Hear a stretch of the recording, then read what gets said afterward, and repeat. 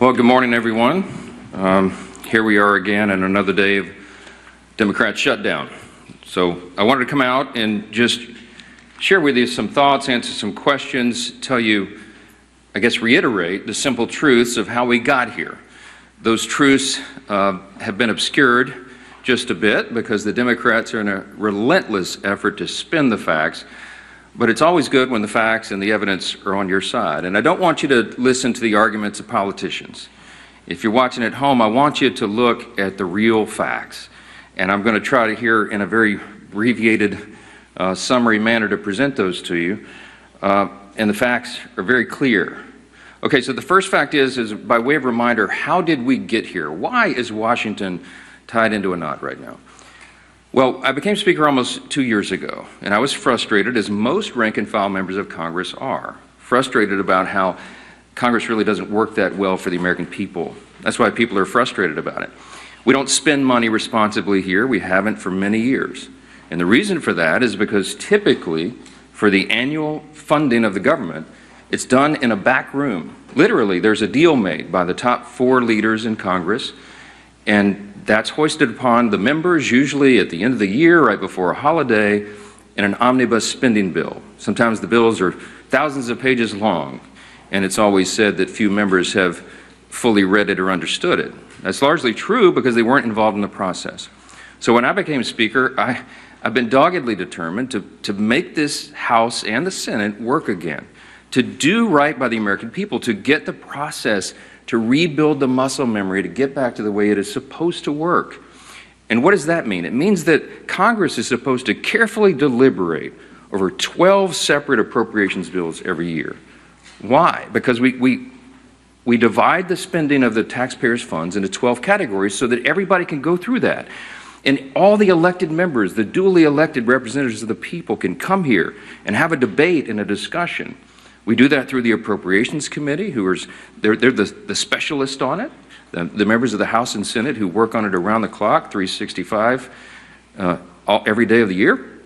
And then they put together a product. It goes to the full body in the House and then the full body in the Senate, and they work on that together, and they come up with the most efficient and effective way that they can build consensus around to spend the taxpayers' funds. Well, we started that process back this year, and I'm so proud to tell you that we're rebuilding the muscle memory. It's like pushing a boulder uphill, but we've got it done. And we worked 12 separate appropriations bills through the House Appropriations Committee. I mean, they worked hard in a bipartisan fashion, Republicans and Democrats. They worked on it steadily. We got 3 of those bills on the floor. We debated them on the floor. We passed them on the House floor. And we sent that over to the Senate. Meanwhile, the Senate passed 3 of their own bills off the floor. That hasn't happened around here in many years. And all of that process that I just described takes a lot of time and a lot of work and energy and effort. And our appropriators, while they were working in good faith, they ran out of time. Why? Because the end of the fiscal year is September 30th, not December 31. And so the clock was just running out. So what we did, because Republicans are in charge of both houses right now, is the responsible thing. Leader Thune in the Senate and I in the House, we sat down with our appropriators and we said, Let's come up with a simple stopgap measure to keep the lights on and keep the government open so that appropriators can finish this very healthy process for the people they represent. And so we put together a very simple, clean, continuing resolution. Why do we say it's clean? Because there's nothing to it. It's 24 pages. It's the bare minimum. It just says, keep the status quo, which, by the way, for all my Democrat friends, is the Biden-era policies and spending that we haven't been able to fix yet. We're in the process of getting appropriations done to repair all that, but we needed more time to do it. So in a bipartisan fashion, Democrats and Republicans got together and said, you know what? Fine, let's extend this until November 21st. The Democrats in the House agreed to that. That was the date. We put that bill on the floor. We passed it out of the House in bipartisan fashion. And we sent it over to the Senate. Well, now we expected, I thought, that Chuck Schumer would do what he's always done. The man has served in Congress 3/4 of my life, I think. And he has given impassioned speeches over the year, most recently in March of this year, that you have to fund continuing resolutions. You can't shut the government down because it's irresponsible and painful for the American people. He was right in March. He is not right today, which leads me to fact number 2. Fact number 1 was how we got here. Fact number 2 is why are we in this mess? Why did Chuck Schumer change his tune And why is he now saying exactly the opposite of what he said 6 months ago? A picture's worth 10,000 words, okay? This is a copy of the Washington Examiner. Zoom in on that, all right? If you can't see this at home, I just had this on my desk on a big stack, and I found it. This is published March of 2025, March 26 exactly. It's a picture of Chuck Schumer looking very upset, very angry, walking out with a box, and all the House Democrats depicted their character, saying that he's the enemy of democracy. Why is he an enemy of democracy? Because the far left base in the Democrat Party has turned on Chuck Schumer because he did the responsible thing, get the lights on. Why? Because they want him to show a fight against President Trump. So Schumer doesn't want to be in this situation again. So he said, my gosh, he got his staff together and he got the far left wing of the party. He said, what do you want? What do you want me to fight on? So they created a red herring. A red herring is a distraction. They decided that they would pick a fight on health care. Well, let me look right into the camera and tell you very clearly. Republicans are the ones concerned about health care. Republicans are the party working around the clock every day to fix health care. This is not talking points for us. We've done it. A big part of the One Big Beautiful Bill, the Working Families Tax Cut, was to fix health care. Health care is broken in America. It's too expensive. The quality of care needs to rise. We need more access for more people, and we have lots of ideas to do that. But that issue is for debate in the next 3 months. It always was. We have members working on that. The tax credit, the subsidy you've heard about that expires December 31st, there's a lot of thoughtful debate and discussion that has already been going on about that and will go on about that. But that's a December 31 issue. So Chuck Schumer is scrambling. He has to have an issue. None of their policies are very popular, so they decided to lob onto health care. And he decided to claim to all of you that that is the issue with government funding. It is not. Those are two totally separate things. The clean continuing resolution would simply keep the lights on so that the members in the House and Senate can have those debates on health care. We were always planning, and we have lots of ideas on the table on how to fix it, but we don't yet have consensus on it because it's very complicated. We have time to do it. The month of October is a critically important time for us to get the House and Senate working on that very issue. But they're delaying it because they needed a red herring. So in his desperation, we get to fact number 3. In his desperation, they decided to create the red herring. They decided to claim that this is all about health care, which the September funding issue never was. That's a December policy issue. He tried to create it as a September funding issue. And in his desperation, they hastily filed an outrageous counter-proposal. It is a wild wish list of big government liberal nonsense that we can't do. Their priorities that they crammed into this. Now remember, a simple 7-week stopgap funding measure, the CR, that we passed out of the House in bipartisan fashion was sent over. And Chuck Schumer filed a counterproposal. Now this is his words, not mine. These are not Republican talking points. These are the facts. 2 exhibits real quick, because I've shown you before. This is page 57, an excerpt of his bill, section 2141, where you see that right there that they want to repeal the health subtitle of the Big Beautiful Bill. The One Big Beautiful Bill, the Republicans got signed into law July 4th. The Working Families Tax Cut, we're so proud of that because it has so many amazing things for all the American people, a marquee piece of legislation.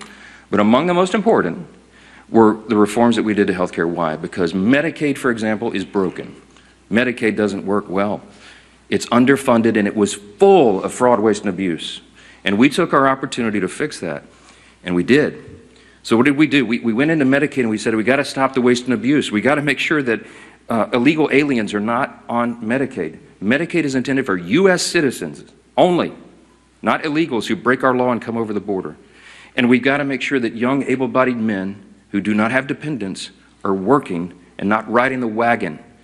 Work is good for individuals. It's good for the communities they live in. It's good for their own well-being and for the people around them. And so we said, don't sit on your couch and play video games. By the way, also not a talking point.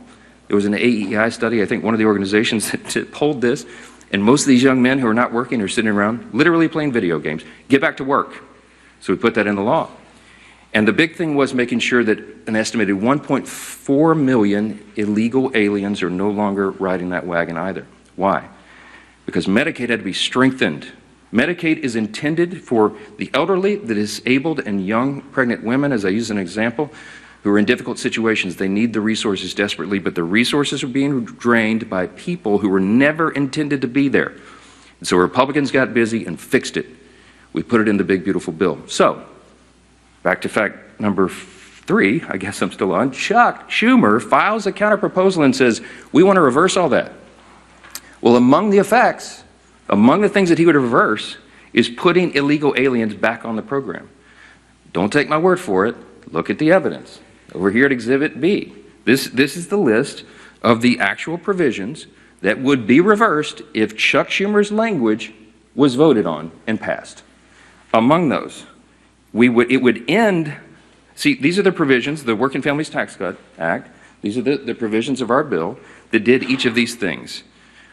We ended Medicaid funding for most non-citizens. They would reverse that, and it would cost American taxpayers, hardworking Americans, an estimated $6.2 billion. And you see, you just go down the list. The California loophole. You know what they did in California? Gavin Newsom and the team out in California?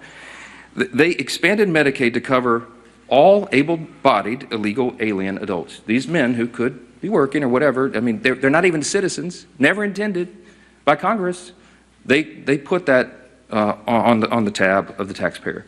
And so we reversed it. Chuck Schumer would repeal that. He would repeal those repairs, and this is what it would cost you. Do the math. I won't go through each line, but it's on the website, speaker.gov. You can pull this up. It amounts to $192 billion, $192.8 billion. So almost $200 billion that Chuck Schumer wants to put back in. Also, by the way, while he's repealing our health subtitle, he would also repeal the $50 billion that Republicans put into the bill to support our rural hospitals around the country. Why would Chuck Schumer do that? Because he's desperate for political cover. Let me keep going on this. By the way, these are enhanced COVID-era spending under Joe Biden for all this healthcare stuff. It was stolen, fraud, waste, and abuse, rife throughout the programs, and we fixed it, and they want to reverse that. By the way, this has always been what the Democrats wanted to do. You all remember, I know, the 2020 presidential election. We've all seen the video over the last week or so, where they asked every single candidate for the Democrat nomination on the stage running for president, is it your intention to give health care to illegal aliens who come into the country? Every single one of them raised their hands, including Joe Biden and Kamala Harris, and that explains a lot of this. All right.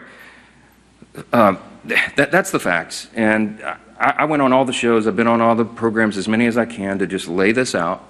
And on some of these programs have been followed by Chuck Schumer or Hakeem Jeffries back and forth. Not one time have they been able to refute what they themselves put in writing. I hope that you will ask them about this. I hope that you will ask them, if it is indeed not your intention, why did you say that? Why did you do that? This is a key part of what they put into their counterproposal, which, by the way, amounts to $1.5 trillion in new spending that they want to strap onto a 7-week, simple, 24-page stopgap measure to keep the lights on so we can do our work. Fact number 5, don't ask me, because here's the answer. Why aren't you negotiating? There's nothing for us to negotiate. The House has done its job. The House Republicans right now are working hard in their districts all around the country. They're meeting their constituents' needs. They're going and explaining and providing the answers, and they're trying to help them navigate through this madness. Some of our Republican colleagues, we had a big conference call on Saturday.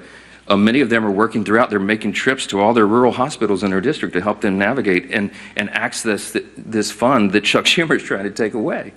Republicans are on the job. We want to improve health care. We have ideas and plans to do that, to fix the COVID level madness and adjust Obamacare so that it works for more people, so you have higher access to care and the costs are reduced.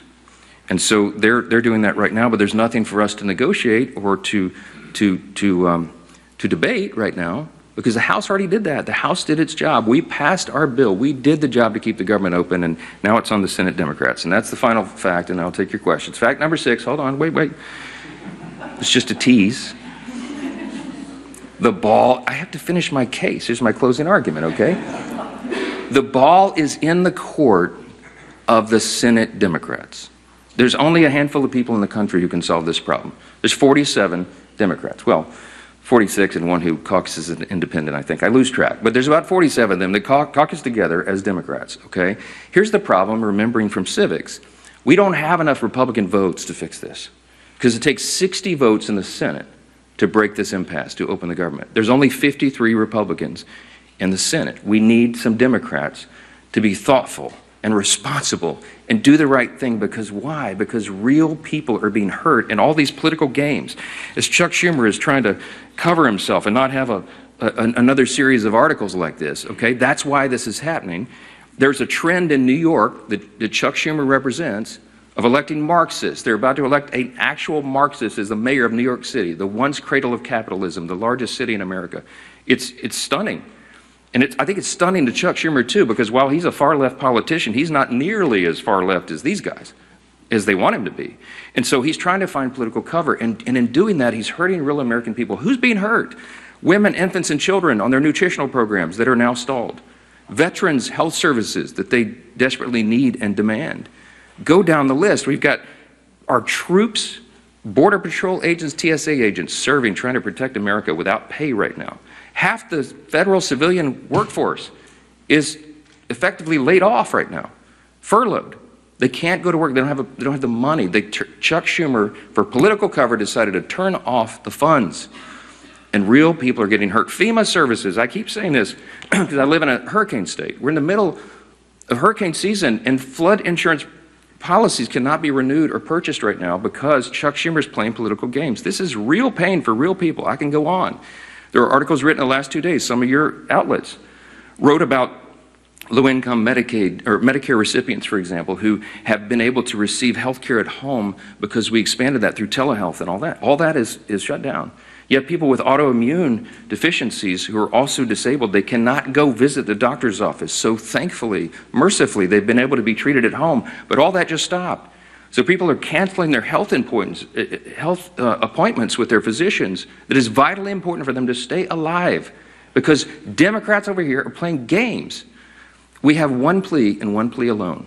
We need a handful of Democrats to stop the madness, reopen the government so that we can get to these critical debates about the year-end policy decisions with regard to the further reforms to health care. Plain and simple, that's where we are. That's the facts, and everybody can draw their own conclusions. Don't listen to the words of politicians. Look at the actual evidence and the facts, and I think the case is very clear. Yes, sir, because you're standing up. Go ahead. Jeffrey just challenged you to a debate on the House floor today. Do you see yourself debating him, or would you? When the poll says that about 13% of the people approve of your messaging, then you make desperate pleas for attention, and that's what Hakeem Jeffries has done. Look, my friend Hakeem had his shot. We debated all this on the House floor, as you know, before we passed our bill. He spoke for 7 or 8 minutes. He had all of his colleagues lined up. They gave it their best shot, and they argued, and they stomped their feet and screamed at us and all that. And still, we passed the bill in bipartisan fashion and sent it over to the Senate. The House has done its job. I'm not going to let Hakeem try to pretend for these theatrics. I mean, this is a Chuck Schumer decision. The ball is in the Senate's court now. The House has done this. We don't need to waste time on that nonsense. Those debates have been had. Colleague's a friend. I mean, Hakeem is a friend and a colleague. I respect him, but we all know what he's trying to do there. Yes, sir. Speaker, so are you just out until the Senate votes in CR? I'm anxious to get my folks back. And look, I want to bring the House back into session and get back to work, but we can't do it till they turn the lights back on. We need Chuck Schumer to reopen the government, and as soon as he does that, we'll bring everybody back here. Yes, back row. Yes, sir. Why not call the House back into session? Because with respect to what you said at the start about the importance of passing funding bills, there are still 9 funding bills to pass in the House. Yeah, well, we've passed them through the House committee. They're out of committee, and we'll get them on the floor. And the appropriators have been working, and they are working as we speak, on trying to figure out which packages of bills we can move to the floor next. And there's some really good discussion that's been had. I myself have spoken to Democrat appropriators on the other side about these things and our commitments to move that and do it. I'll tell you, I mean, this is not some sort of confidential thing. I had I think a fruitful discussion with Senator Patty Murray about 2 days ago, a day or so ago. And I told her it is my full intention that if we break this impasse and we put these bills together, we have 3 of them in conference committee right now. Whatever the conference committee comes up with, I will put on the floor. I'm ready to go. But we've got to open government up so that they can move to that next level, so that conference committee can get that work done. That is small d democracy at its best. You get R's and D's, everybody in the room, and they hash it out, and whatever that final product is, we will move through the process. So we need to reopen government to do that. Yes, sir. Mr. Speaker, I know your intention is that the ACA subsidies don't end until the end of this calendar year. Do you disagree with the Democrats' position that these insurance companies are setting their premium rates now, and that people are going to have to make open enrollment decisions in the very near future? Yeah, Yeah. Have this discussion now? Yeah, they've been saying that some of the insurance companies will be sending out notices in early November. The last time I checked, it's October 6th. We have the entire month of October. We'll stay here around the clock to work through all these things, but we have to get government open again to do it. They're trying to obscure the issue. We are talking about a simple funding measure that the Democrats themselves have voted on over and over and over. Chuck Schumer, they voted on it 13 times during the Biden administration. This is the exact same thing that was on the floor in March when Chuck Schumer, I should have brought his video and let him give you the speech of why it was so important to pass it. Nothing has changed except the politics. So that's a political issue that they're trying to make out of it. Yes, ma'am. Mr. Johnson, thank you. You mentioned that there is no negotiation to be had, but you also acknowledge that funding the government has to be bipartisan. So is the only way out of this for Democrats to completely drop their demands? Is there anything that Republicans are willing to give? And have there been any conversations? It doesn't even seem like the two sides are talking. I'm so glad you asked the question. Why aren't you dropping all of your demands so that it makes it more palatable for Democrats to join you? I didn't put any on the CR. Leader Thune and I have tried to explain this a few times. There's nothing for us to negotiate. I cannot go to the CR and go, you know what, Democrats, you're right. Let me take out these 3 Republican priorities. I didn't add a single Republican policy or priority or preference to the CR. It is 100% totally clean. It is an exact status quo replica of what we're doing right now, which again is Biden-era policies and spending levels, to our great chagrin, but in good faith. I presented that because I didn't want to play games. We are responsible. We're not going to shut the government down for people who desperately need these services and all these things that I've said are stalled. And so we didn't, no gimmicks, no tricks. There's nothing that Leader Thune and I can go to Chuck Schumer and say, you know what, okay, we'll pull this off. Would that make it better? No, I don't have anything to give. I didn't put any of our priorities on the spending measure because, again, all we're trying to do in good faith is get 7 more weeks to finish that appropriations process that we've been all so excited about. Jake. Who will, if you're not able to extend these subsidies, which is a possibility, it seems, who will own the political impact from that if health insurance does go up 200%? That's putting the cart like a mile in front of the horse. Look, I believe that the subsidy issue, that's the December 31 issue, is a complicated one. It hasn't worked well. It's filled with abuse. We have a lot of ideas on how to improve upon it if indeed it goes forward. And I mentioned yesterday, there's 535 members when you count House and Senate, and there's probably 400 different ideas on how to fix that. But we need the next couple of weeks to have those vigorous, deliberate debates, which is how the process is supposed to work. So I'm not going to forecast how that comes out, and neither could any of you, because those debates haven't been held yet. And that's kind of the irony, because Chuck Schumer is saying something that he knows isn't true. He's saying, oh, you guys snap your fingers. You and Leader Thune go in the back room and tell us how that's going to be resolved today so we can reopen the government. That's impossible for me to do. I have to have the input of all of our members so that they can figure that out. So that's part of the process. Last one. Question, Yep. Mr. Speaker. Can you just talk a little bit about your reference to conversation you had with Senator Murray? Have you been personally lobbying any Senate Democrats to switch their votes in support of the CR? No, they haven't exactly been ringing my phone off the hook, okay?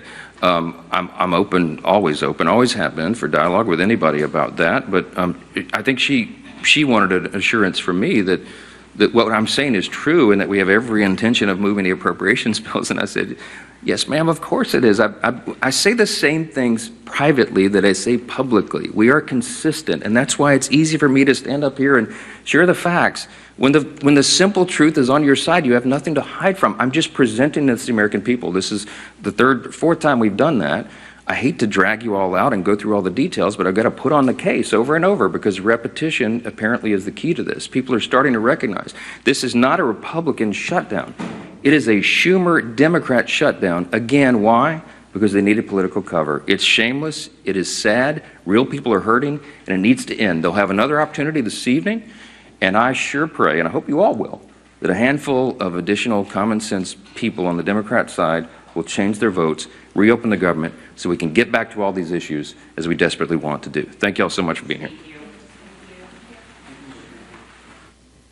On the sixth day of the government shutdown, Speaker Johnson addressed reporters in a press briefing where he sought to explain how the situation developed and where responsibility lies.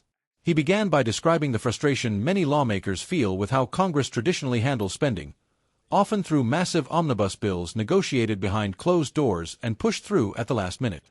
When he became Speaker, Johnson said he was determined to restore a transparent appropriations process, moving 12 separate funding bills through committees and floor debates. This year, both the House and Senate succeeded in advancing several of those bills, something he called progress not seen in years. However, time ran out before the fiscal year deadline of September 30th. To avoid a shutdown, House Republicans proposed what Johnson described as a clean, 24-page continuing resolution to extend government funding until November 21st. He emphasized that the measure contained no new Republican priorities, only the status quo under current Biden-era spending. The House passed it with bipartisan support and sent it to the Senate. Johnson accused Senate Majority Leader Chuck Schumer of reversing his long-standing support for such resolutions under pressure from the left wing of his party. According to Johnson, Democrats manufactured a distraction by tying government funding to healthcare policy, an issue he argued was scheduled for debate in December. He said Schumer's counterproposal included repealing Republican reforms that limited Medicaid access for undocumented immigrants and able-bodied adults without dependents, while also reversing funds meant to support rural hospitals. Johnson claimed these reversals would cost taxpayers nearly $200 billion and that the overall proposal carried $1.5 trillion in new spending. The Speaker insisted the House had done its job and that the shutdown persisted only because Senate Democrats refused to act. He noted that Republicans lacked the votes to end the impasse alone, since it takes 60 votes in the Senate, and called on a handful of Democrats to join them in reopening the government. Throughout the briefing, Johnson warned that real people were suffering the consequences. He cited furloughed federal workers, halted nutrition programs for women and children, delayed veteran services, and frozen FEMA flood insurance during hurricane season. Patients relying on telehealth services were also affected, he said, stressing that the gamesmanship in Washington had real consequences for everyday Americans. He closed by arguing that the situation was driven not by policy necessity but by political cover for Democratic leaders. Johnson repeated that the Republican proposal was clean and responsible, and he urged Democrats to change course and vote to reopen the government so lawmakers could resume work on the larger policy debates scheduled for later in the year.